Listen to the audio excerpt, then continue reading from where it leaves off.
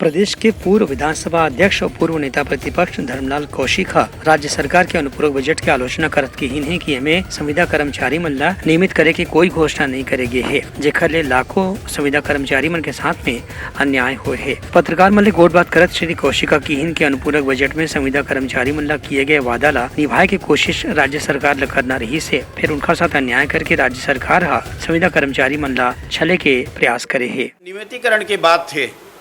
तो इन्होंने जो उम्मीद थी कि नियमितीकरण होगे, जो मुख्य बिंदु था चुनाव का इनका आधार था, मैंने पूरा अनुपूरक को देखा और मुझे उम्मीद थी कि कुछ न कुछ उसमें करेंगे। लेकिन मुख्यमंत्री जी के द्वारा जो नियमितीकरण की जो घोषणा होनी थी, आज उन्होंने घोषित नहीं करके एक प्रकार से यहाँ के जो हमारे कर्मचारी, जो संविदा कर्मचारी है, नियमित कर्मचारी हैं, आंगनबाड़ी है, ऐसे बहुत सारे लोग थे जिनको छलने का काम किया और लोगों को इस